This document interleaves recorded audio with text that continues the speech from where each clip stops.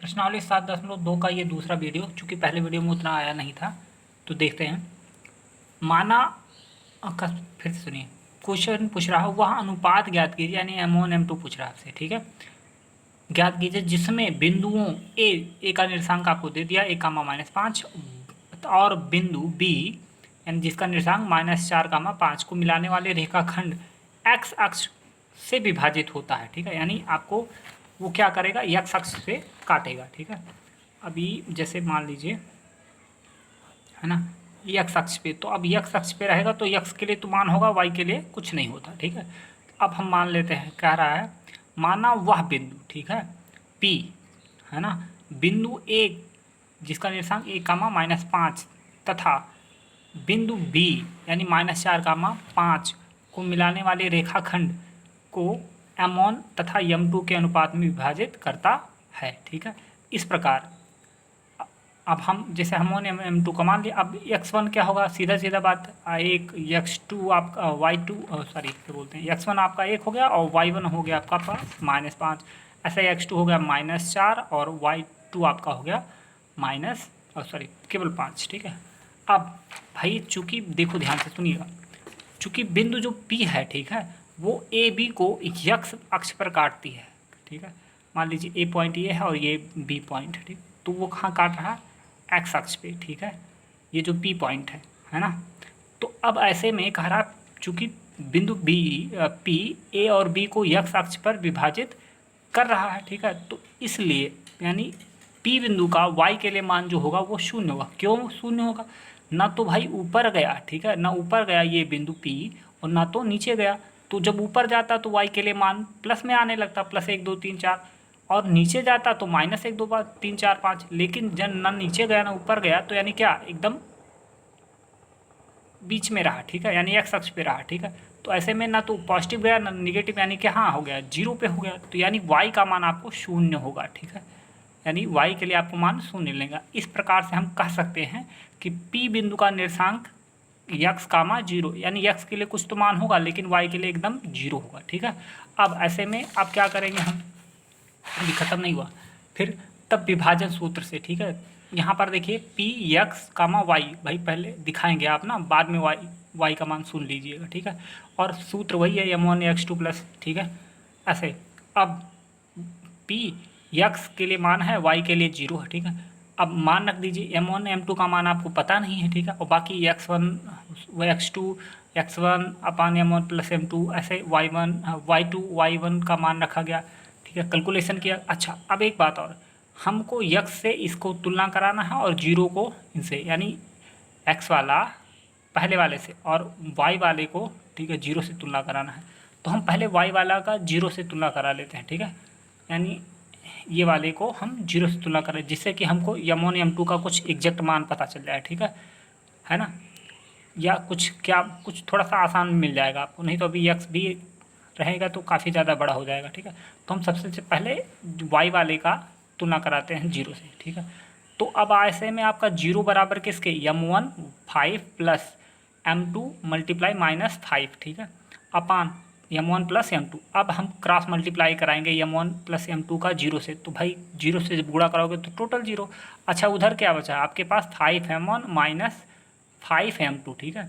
अब क्या करिए, 0 उधर बराबर 0 है, ये है तो आप किसी को भी इधर उधर कर दीजिए। फिलहाल हमने M2 को उधर भेज दिया, यानी सॉरी M2 को 5M2 को उधर भेजा, तो 5M2 बराबर किसके, 5M1, 5 से काट दीजिए, M1 बराबर M2 आ गया, ठीक है। यानी M1 के स्थान पर M2 को हम लिख सकते हैं, या अगर हम M1 अपान M2 करें, ठीक है, तो हम बटे कर सकते हैं ना भाई, इधर से हम उधर ले आए तो उधर 1 हो गया, ठीक है। तो M1 अपान M2 क्या हो गया, 1/1 अर्थात 1:1, यानी अनुपात जो है आपका 1:1 है, ठीक है। अब हमारा कहीं ना कहीं, अब चूँकि आपने y वाले का मान निकाल लिया था, लेकिन अब x वाले के लिए भी तो देख लीजिए, ठीक है।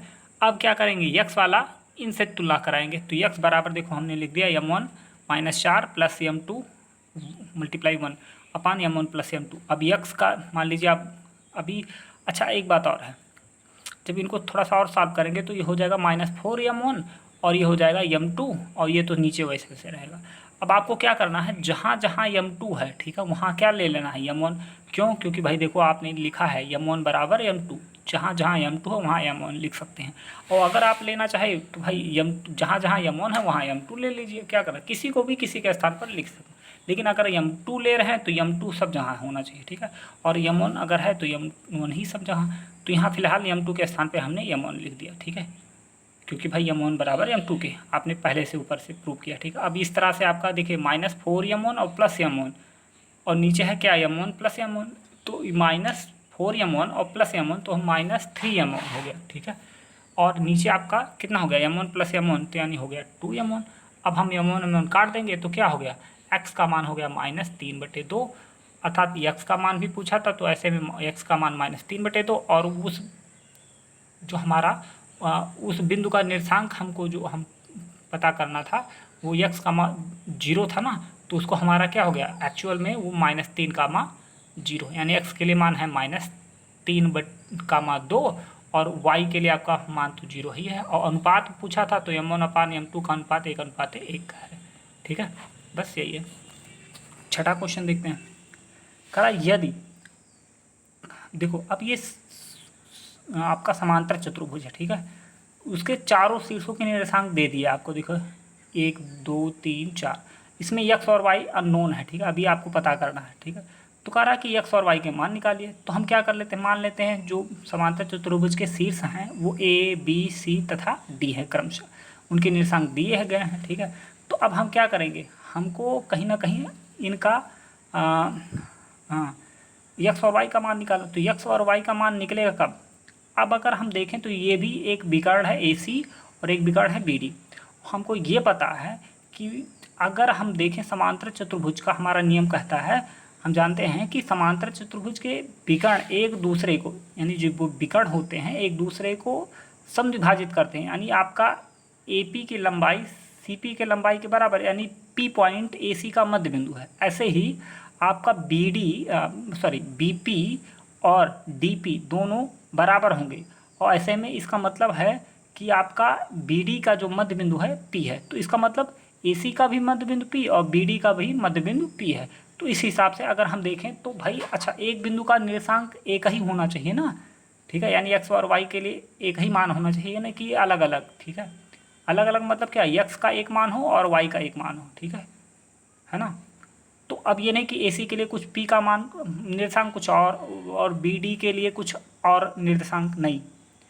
P का निर्देशांक चाहे AC के लिए आप लीजिए और चाहे BD, सबका एक ही होना चाहिए, ठीक है। तो इस हिसाब से हम क्या करेंगे, हम पहले देखिए ध्यान से इस वाले में अगर हम देखें AC से तो उसका हमारा x1 + x2 भाई मध्य बिंदु का सूत्र से चलेंगे हम, ठीक है। देखिए हम जानते हैं कि समांतर चतुर्भुज के विकर्ण एक दूसरे के मध्य एक ही बिंदु पर समविभाजित करते हैं या मध्य बिंदु पर, ठीक है। तो मध्य बिंदु के सूत्र यानी x1 + x2/2 और y1 + y2/2 से, ठीक है। तब जब हम विकर्ण BD लेते हैं, BD ले रहे हैं, ठीक है, तो BD में क्या है x1 x2, ठीक है, तो यानी 4-3 या 3-4, ठीक है, और by2 और वो किसका रहेगा, P बिंदु का निर्देशांक BD के लिए, ठीक है ना, A, B। अब 4-3-4/2, अच्छा y भी ऐसे देख लीजिए 5-y, ठीक है, /2। अब ऐसे में A बिंदु का तो हमारा पता चल गया 4-3-7/2, A बिंदु का हमको पता चल गया कितना 4-3-7/2, ठीक है। अब B क्या है, B भाई देखो कहीं ना कहीं B ऐसे रह जाएगा कितना, B बराबर 5 + y/2, अभी हम ऐसे रहने देंगे। अब एक बात और, A का एग्जैक्ट मान निकल चुका लेकिन B का एग्जैक्ट मान अभी नहीं निकला। अब चलिए हम लोग AC का लेते हैं, तो AC का भी वही से करिए 1 + x/2, ठीक है, वो बराबर A के रहेगा और 2 + 6/2 बराबर किसके, B के रहेगा। देखिए यहाँ पर जब हम AC विकर्ण की बात करेंगे तो P वही बिंदु का निर्देशांक जो है A, B वो 1 + x/2 और 2 + 6/2 करेंगे।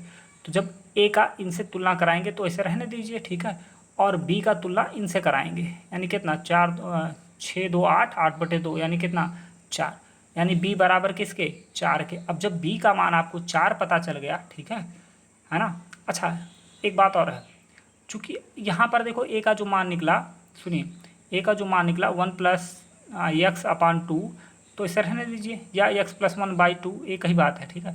अच्छा, आपकी चूंकि आपको पहले से पता है 7/2 है, ए का मान 7/2, पीछे वाले पेज में देखिए ए का मान था 7/2। तो अब यहीं पे हम जहाँ पर ए है वहाँ पर हम 7/2 लिख देते हैं। तो देखिए यहाँ पर हमने लिख दिया 7/2 और बराबर कितना x + 1/2, 2 से कैंसिल हो गया और उधर है 7 और इधर 1 को उधर ले जाओ तो 7 - 1 बराबर x, x बराबर 6। x का मान आपका एग्जैक्ट पता चल गया, ठीक है। और b का मान 4 है, ठीक है, b का मान 4 है। तो पीछे देखिए आपका b बराबर कितना था, b बराबर था 5 + y बराबर बटे 2। तो b का मान आपने अभी 4 निकाला है, ठीक है, देखिए यहीं कहीं 4 निकाला। तो जहाँ पर b है वहाँ पर 4 लिखना है। तो अब देखिए तो हमारा हो गया 4 बराबर 5 + y/2, ठीक है। अब 4 दूना 8 हो गया और ये +5 + y, ठीक है। तो अब 8 को उधर 5 को उधर भेजिए तो 8 - 5 यानी y बराबर 3, ठीक है। इस तरह से x का मान 6 और y का मान 3। अगला क्वेश्चन 7वां देखते हैं। कराया कि बिंदु ए के निर्देशांक ज्ञात कीजिए, यानी ए बिंदु का निर्देशांक ज्ञात कीजिए जहाँ ए बी वृत्त का व्यास है, यानी ए बी कोई है वो वृत्त का व्यास है, यानी दोनों अंतिम सिरों पे स्थित है, ठीक है।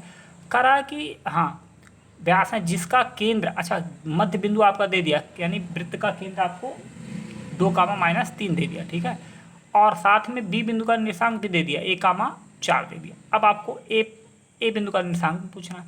तो भाई सीधा सीधा बात हमको पता है हम कि हमारा जो ये व्यास है, ठीक है, ए बी उसका मध्य बिंदु पी है। तो कहीं ना कहीं जो पी बिंदु का निर्देशांक 2, -7 है वो मध्य बिंदु के सूत्र से निकला होगा, ठीक है, यानी x1 + x2/2 और y1 + y2/2 से। तो उसी से हम निकालेंगे। अच्छा हम मान लेते हैं, माना ए बिंदु का निर्देशांक x, y है, ठीक है। चूंकि दिया है ए बी वृत्त का व्यास है, तो ऐसे में हम जानते हैं कि वृत्त का केंद्र व्यास का मध्य बिंदु होता है, ठीक है। तब मध्य बिंदु सूत्र से यानी पी बिंदु का निर्देशांक जो हमारा 2, -3 दिया है वो बराबर किसके x + 1/2 और y + 4/2। अब 2 का तुलना x + 1/2 से और -3 का तुलना किससे कराएंगे, y + 4/2 से। तो देखिए 2 दूना 4 हो गया और x + 1 है, 1 को उधर भेजा तो यानी x का मान आपका 1 मतलब 3 आ गया।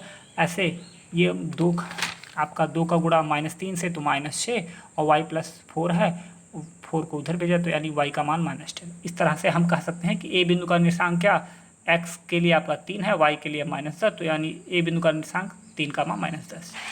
फिर देखिए 8वां क्वेश्चन कहा यदि ए और बी क्रमशः, ठीक है, ए बिंदु ए, बी -2, -2 और 2, -2 हो तो पी बिंदु का निर्देशांक ज्ञात कीजिए जबकि ए पी जो है यानी ए पी की लंबाई, ठीक है, पूरे ए बी का 3/7 हिस्सा हो, ठीक है। यानी अगर हम ए पी की लंबाई देखा जाए तो 7 हिस्सों में, पूरे ए बी के 7 हिस्सों में से तीसरा हिस्सा हो, ठीक है।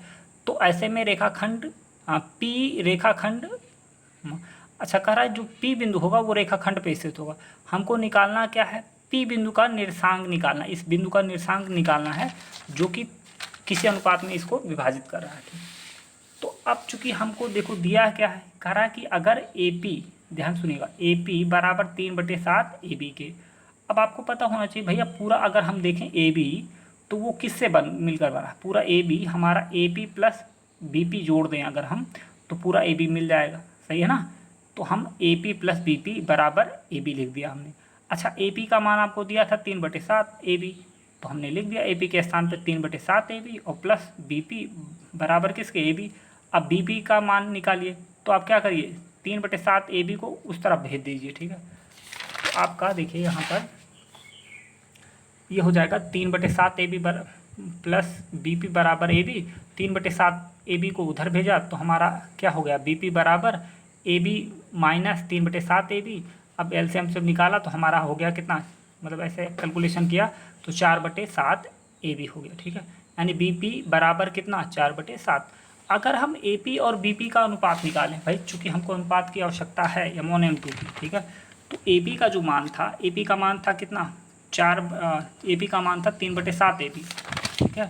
और आपने अभी बी पी का मान निकाला कितना 4/7 ए बी, ठीक है। तो दोनों का हम अनुपात निकालेंगे।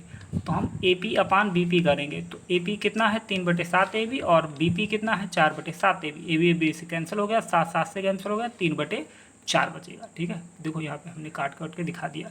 तो यानी ए पी अनुपात बी पी, तो हमारा क्या हो गया 3/4, या हम कहें कि यम वन अनुपात M2 बराबर 3/4। यम1 का मान इस प्रकार से 3 हुआ, M2 का मान 4। और बाकी आपको x1 y1 x2 y2 आपको पता ही है।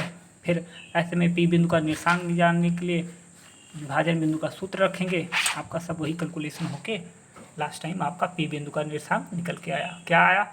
-2/7 और -20/7। ठीक है, अब ऐसे 9वां क्वेश्चन कह रहा है कि 9वां क्वेश्चन एकदम सीधा सीधा आपका क्वेश्चन नंबर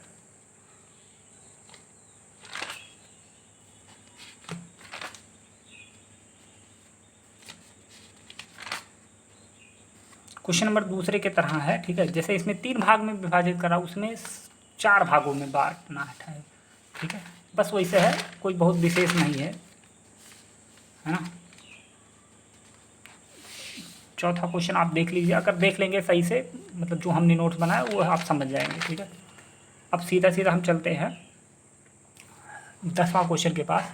करा समांतर चतुर्भुज का क्षेत्रफल ज्ञात कीजिए। ठीक है, जिसके शीर्ष -3, 0 सॉरी 3, 0 4, 5 -1, 4 और -2, -1 है। ठीक है, तो उस समांतर समचतुर्भुज का आपका क्षेत्रफल निकालना है। ठीक है, तो दिया है समचतुर्भुज का शीर्ष क्या, ए का निर्देशांक, भाई मान लीजिए ए है बिंदु, जैसे ए बी सी शीर्ष हैं उसके समचतुर्भुज के, तो जिसका निर्देशांक आपको पता ही दिया ही है। ठीक है, अब हमको क्या करना भाई, हमारा एक सूत्र होता है कि अगर हमारा समचतुर्भुज का क्षेत्रफल, चूंकि इन्होंने बोला है निकालने के लिए, जब समचतुर्भुज का क्षेत्रफल होता है वो होता है 1/2 विकर्णों का गुणनफल, यानी AC और BD का जो लंबाई है उनको अगर हम लेके गुणा करा दें उन दोनों का। ठीक है, और उस पूरे का बटे 2 कर दें, जैसे है ना, जो विकर्ण होंगे भाई, विकर्ण आपको पता हो गया। ठीक है भाई, ए बिंदु का निर्देशांक, बी बिंदु का शीर्ष,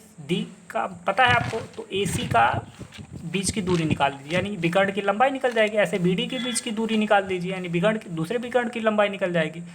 तो अगर दोनों विकर्णों का हम गुणनफल करा दें, ठीक है, यानी गुणा करा दें, ठीक है, और उसके बटे 2 कर दें, तो वो होगा समचतुर्भुज का क्षेत्रफल, यानी आपका समचतुर्भुज का क्षेत्रफल 1/2 उनके उसके विकर्णों का गुणनफल। तो हम पहले AC का लंबाई निकाल लेते हैं। देखिए विकर्ण AC का लंबाई, तो फिर वही बात क्या होगा, दो बिंदुओं के बीच की दूरी का सूत्र क्या होता है, x2 - x1 का होल स्क्वायर अंडर रूट में x2 - x1 का whole square plus y2 - y1 का होल स्क्वायर। तो हमने सब मान रखा, तो यहाँ पर AC का मान क्या निकला, AC का मान निकला √32, और √32 को आपका कितना हो सकता है, 4√2 भी लिख सकते हैं। खैर हमने छोड़ दिया जगह ना होने की वजह से। अब फिर देखिए विकर्ण हम BD का भी लिख लेंगे, विकर्ण BD का जो निर्देशांक दिया है, ठीक है, किसी को x1 y1 x2 y2 मान सकते हैं। ठीक है, वही सब मान आएगा। ठीक है, अब इसको जब हमने सॉल्व किया तो आपका √72 आया। ठीक है, √72 को 6√2 भी लिख सकते हो। ठीक, खैर हमने वैसे रहने दिया। अब हम सीधा सीधा करते हैं, समचतुर्भुज का क्षेत्रफल क्या हो गया, 1/2 उनके विकर्णों का गुणनफल, तो 1/2 हमने लिखा, विकर्ण कौन है, AC गुणे BD कर दिया। अब AC का मान आपने कितना 32 निकाला, और BD का मान कितना 72। फिर क्या किया, अब भाई कहीं ना कहीं 32 को आप क्या लिख सकते हो, √32 को लिख सकते हो 4√2, और √72 को 6√2 लिख सकते हो। फिर क्या 6 चौक 24 कर लिया, √2 को इकट्ठा कर दिया, √2 कहीं ना कहीं का आपका √2 का मान क्या हो जाता है, 2 हो जाता है, तो 2 से 2 कैंसिल हो गया, यानी 6 चौक 24। इस प्रकार से कह सकते हैं कि समचतुर्भुज का क्षेत्रफल जो आपका जो है वो कितना हो गया, 24। इस तरह से आपका प्रश्नावली खत्म, 2.2 खत्म हुआ।